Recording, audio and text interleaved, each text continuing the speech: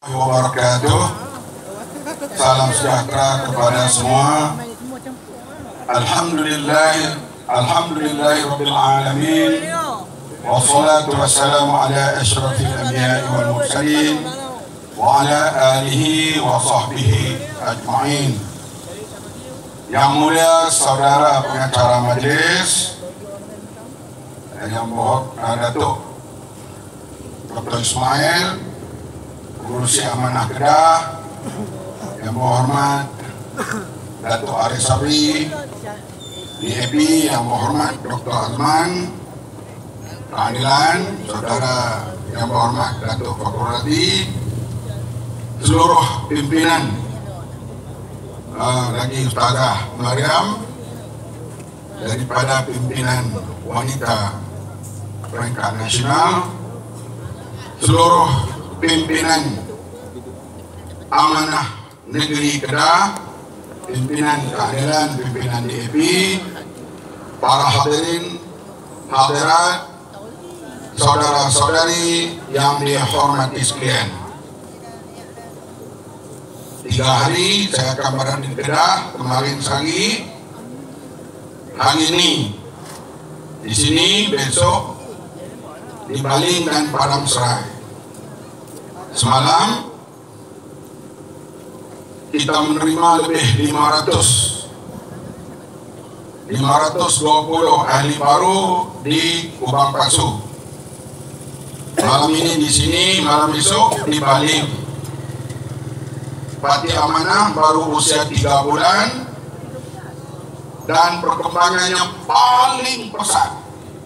Parti Amanah menjelang hari akan datang akan menjadi parti yang terbesar di Malaysia, insya-Allah.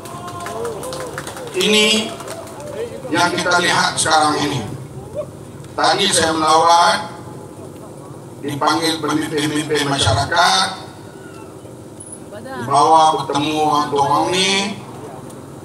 Bila ada bertemu itu semua isi orang, itu yang mengejutkan saya. Begitu juga di Pendam.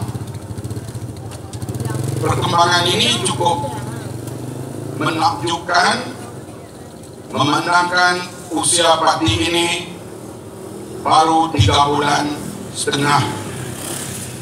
Hadirin sekalian, perkembangan ini bila amanah kuat, keadilan akan kuat, DAP akan kuat, Pakatan Harapan akan kuat, insya-Allah. Kita lihat di ujung sana, itu Datuk Seri Anwar Ibrahim.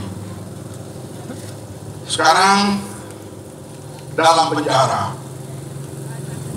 2 hari sebelum dia dibicarakan di Mahkamah Rayuan, dia berada di luar negara. Setengah-setengah rakan mengatakan, Datuk Seri Anwar, kamu tak balik pun tak apa. Banyak negara menawarkan untuk beliau duduk di sana. Bapak Habibie di Indonesia, Turki dan negara-negara Eropah. Beliau ditawarkan dengan gaji yang lumayan, sampai 50.000 US dollar untuk berada di luar negara menjadi penasihat ekonomi. Tapi Datuk Seri Anwar, dia balik, dia hadapi kes mahkamah dan dia dipenjarakan 5 tahun. Ketika dia dijatuhkan hukuman, dia keluar satu perkataan yang menjadi ungkapan rakyat Malaysia sekarang ini, I will never surrender. Saya tidak akan menyerah kalah.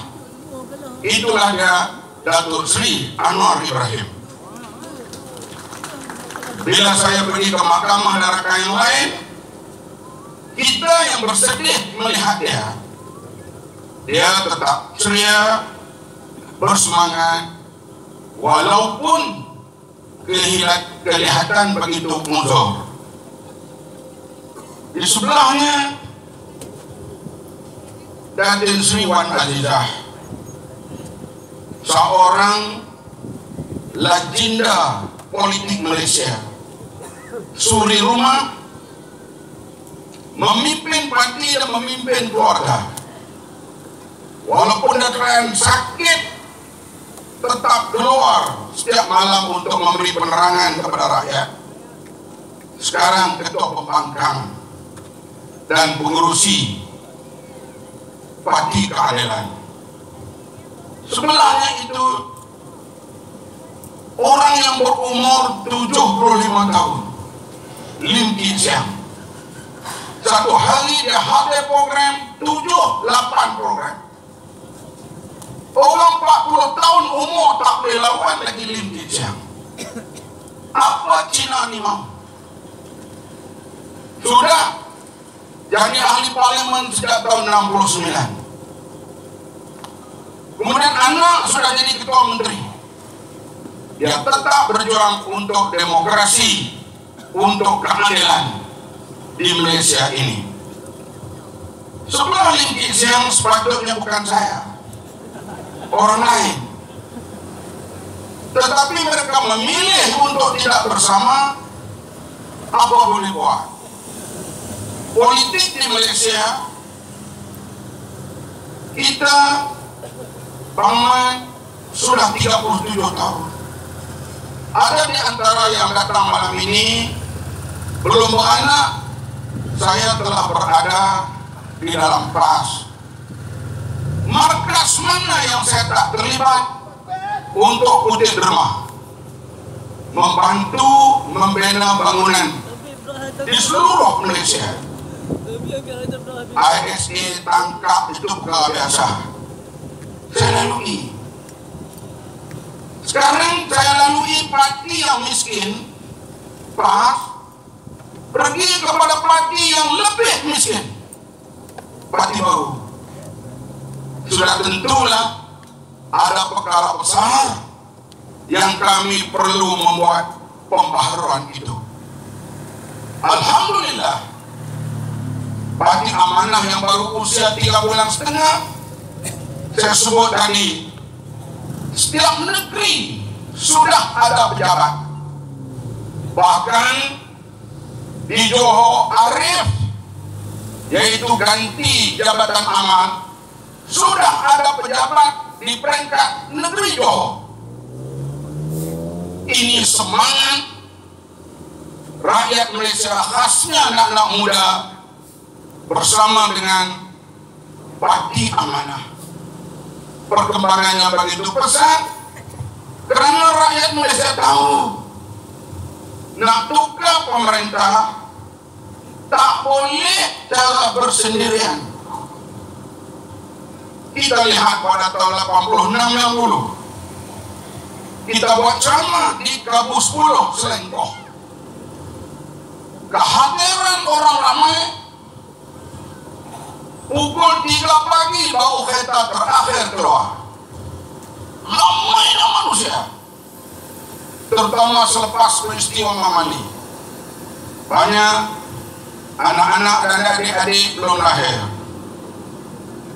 Bila datang pilihan raya, kita hanya menang 1 kursi parlimen, 3 DUN di Kedah, yaitu salah nama waktu itu, Bukit Raya dan Langgak.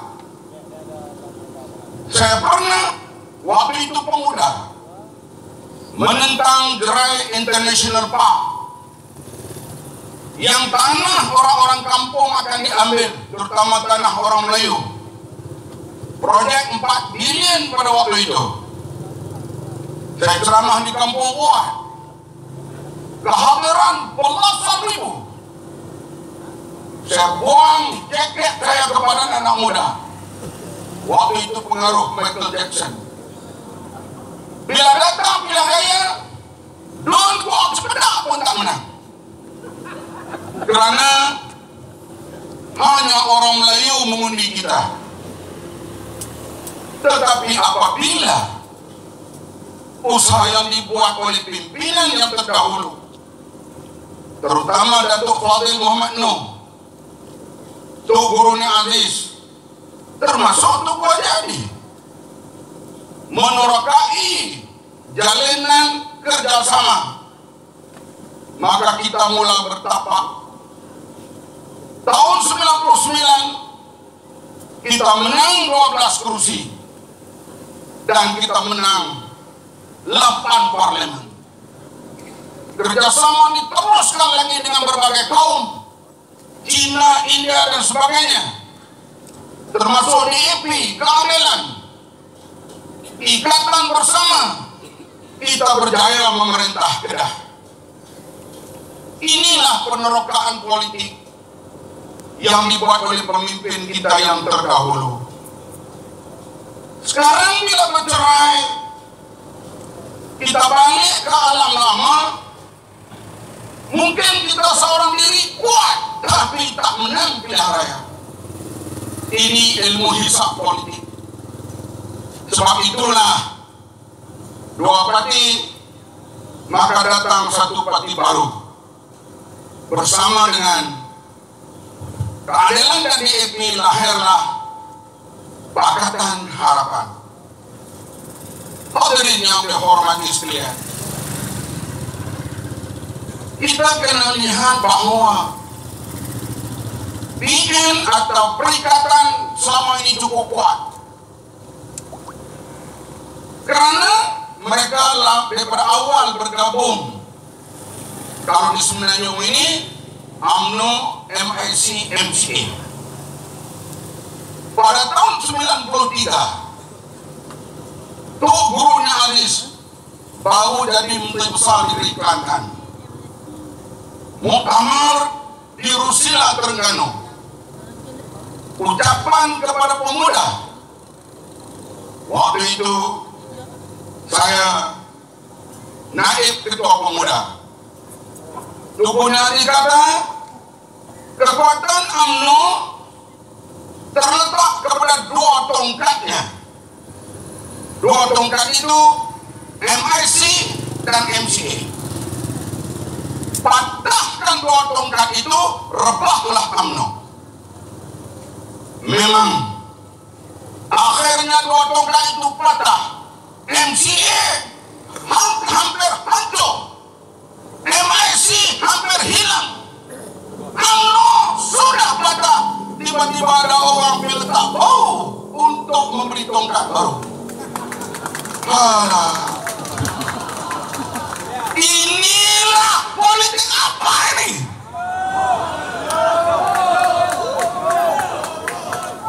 Sepatutnya UMNO telah rebah, betul tidak? Kenapa pergi tongkat baru?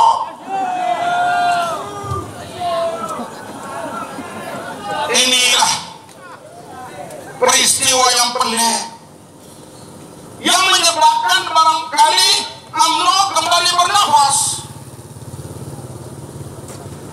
Hadirin sekalian, saya beritahu UMNO dan pemimpinnya, UMNO kampung ini sahabat kita semua, tak akan bernafas panjang karena amanah akan muncul untuk mengganti tempat itu. Hadirin sekalian, ini realiti politik Malaysia. Ya, buka keset Mama ke 80-an dulu. Mengaku maki Cina, maki anak muda, tetapi sampai bila kita berada di tahap itu, kita pernah memilih dalam satu muktamar. Ulama kita memilih tajuk menggempur pemikiran asabiah. Kita menghafal hadis yang ringkas, laisa minna man da'a ila asabiah. Nabi kata bukan daripada golongan kami mereka yang berjuang di atas semangat asabiah. Kenapa setelah kita gempur pemikiran asabiah, sekarang muncul kembali pemahaman asabiah itu? Lihat apabila isu 1MDB muncul, hero yang menentangnya sekarang Tun Mahathir Mohamad. Dia bukan baik, dia lebih teruk, tapi dia orang buat jahat dengan tipu dah, karena jalan itu dia telah lalui. Semua anak-anak muda bawah dia tahu. Mahathir ini terkilat ikan air, dia tahu sepak benua atau kawan. Hebat. Dia politik veteran. Bila Najib sendiri mengaku dia terima 2,6 bilion. Tuan Mahathir tanya, siapa yang beri? Kalau Arab, Arab mana? Kata Dr. Mahathir, Arab gila pun tak kami. Sebab dia biasa jadi Perdana Menteri. Dia minta derma kepada negara Arab untuk UIA, Universiti Islam Antarabangsa. Dia kata mereka tak beri Dr. Arab ni, hanya mereka hantar kitab. Dia membuat yayasan Islam di Oxford University London. Dia minta derma kepada Dr. Arab, seko pun tak beri. Tiba-tiba ada Dr. Arab beri pada Najib 26 bilion. Arab gila pun tak beri. Itu sabda Tun Mahathir Mohamad. Bukan pemimpin amanah, bukan DAP, bukan keadaan. No. Bapak sekalian, soal WNDP kena pecat Mahyudin Yassin. Soal duit WNDP kena pecat Syafiq Abdul. Nak siasat WNDP, Peguam Negara kena pecat. Nak buat sheet untuk dakwa di mahkamah, pendakwa itu jumpa mayat dalam tong. Jumpa mayat dalam tong. Timbalan ketua polis negara nak buat siasatan yang dalam bagai special peran, kena tukar. Pegawai SPRM yang punya siasat, mereka kena tukar. Dalam keadaan kelangkauan itu, balai polis Bukit Aman terbakar. Ini betul-betul filem Hindustan. Hadirin sekalian, dalam keadaan yang begitu, hadirin sekalian, duit mana kita lihat pegannya rakyat negara lain. Tolong tengok rakyat Filipina, rakyat yang telah bangun dan melepasi tahap demokrasi diktator. Marcos dijatuhkan dan demokrasi pun pulih dan mereka boleh tukar mana-mana presiden yang mereka mau sekarang. Indonesia, Marcos diletakkan Indonesia Soeharto, 10 pemimpin yang paling rasuah tinggi dalam dunia disenaraikan oleh Badan Antarabangsa.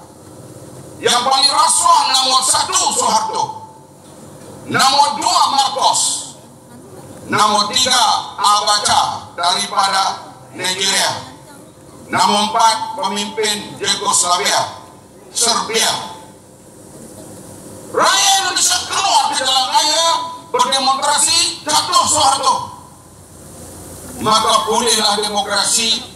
Setiap malam Presiden Indonesia dibicarakan dalam televisi oleh rakyat dan intelektual. Sekarang mereka sedang membicarakan Jokowi. Bolehkah dia menang pilkada akan datang semula? Belum tentu. Rakyat Thailand yang dekat dengan kita, walaupun mereka memiliki Perdana Menteri yang cantik jelita, gila, berlesung pipih tinggi lampai, bukan macam hak duduk di Putrajaya.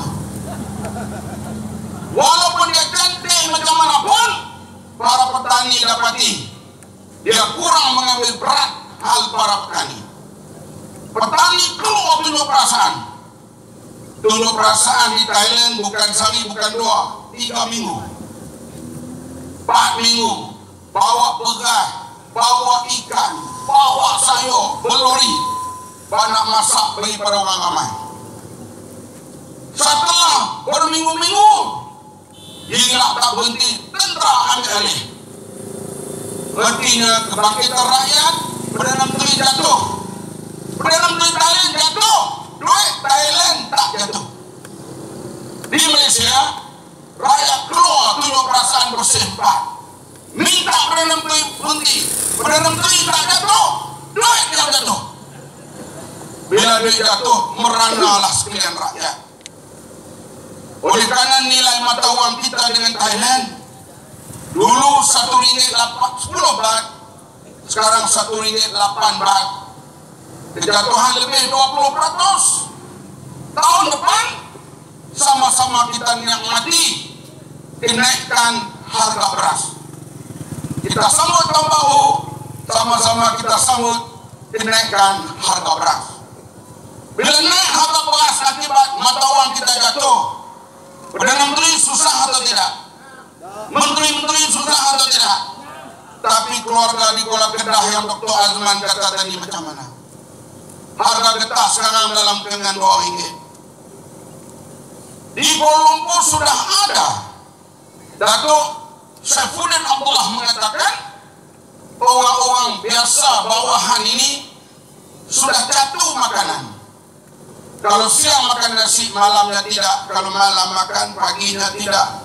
Bukan diet, tapi kerana sudah tak cukup uang.